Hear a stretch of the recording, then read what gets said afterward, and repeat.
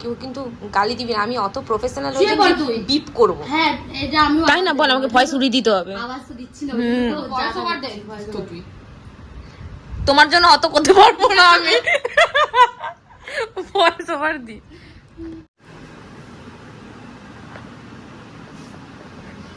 আমাদের কত অ্যাডজাস্টিং পাওয়ার সেটা ভাব।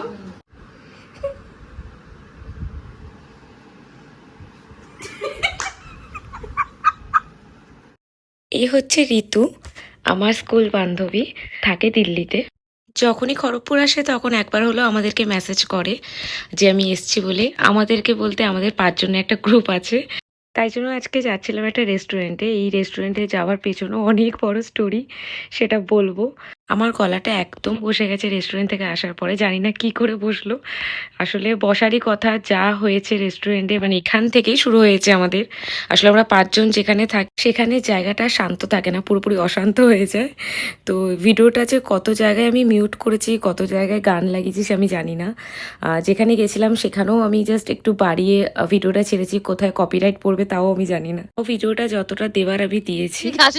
ওজো মাখিনি, দেখ আমার মুখ লাল লাল হয়ে। ওজোটা কি দেখা, ওর মুখে উতার লেগে আছে। ওজো, এই যে লাইন গেছে দেখছেন দুই দিক দিয়ে, এটা হোজো। আমি শুধু ওকে বলেছিলাম যে জানিস আজকে একটু ভিডিও বানাবো, তো সত্যি ঋতু নিজেই সব কিছু ক্লিপ নিয়েছে, আমি তো বেশিরভাগ নিইনি। আজকে যা যা ক্লিপ সব ওরই নেওয়া।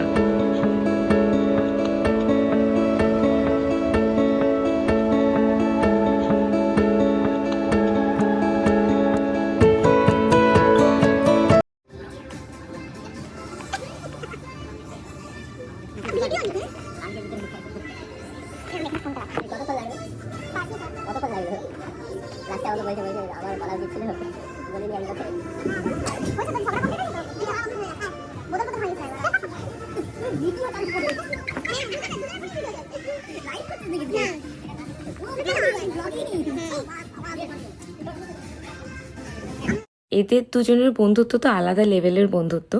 আসলে আমরা ঘুরতে আসার আগে একটা গ্রুপ বানিয়েছিলাম যে কোথায় যাব কি করব সেই জন্য। তো সেই গ্রুপেই শুরু হয়ে গেছিলো এদের দুজনের ঝগড়া। তো ভেবেছিলাম যে রেস্টুরেন্টে এসে মনে এরা দুজন কথা বলবে না, মানে রিকি আর লাল, যাদেরকে তোমরা দেখলে, এই যে এই দুজন গুণধর। তো ভেবেছিলাম মনে এরা দুজন কথাই বলবে না। তো রেস্টুরেন্টে ঢুকতে মানে আমরা জাস্ট গেটটা ক্রস করেছি, দেখছি এরা দুজন মিলে হাত ধরে আসছে। তো বন্ধুত্বটা হয়তো এরকমই হয় যে ঝগড়া হলো, সেই ঝগড়াটা কেউ ধরে রাখে না। তো ওদের বন্ধুত্বটা ঠিক এরকম।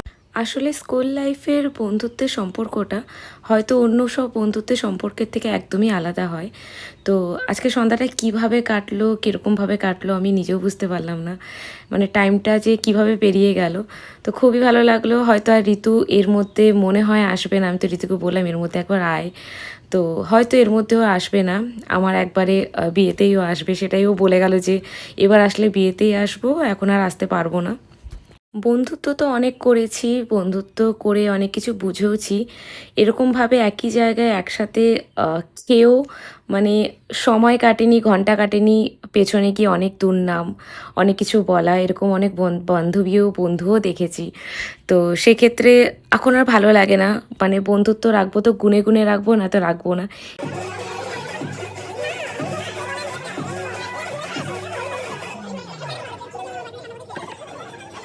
পেমেন্টটা পুরোপুরি ওই করলো, কাউকে দিতে দিল না। আমাকে আবার বলছে তুই ব্যাচেলার পার্টিতে দিস, এখন কিছু দেওয়া দরকার নেই।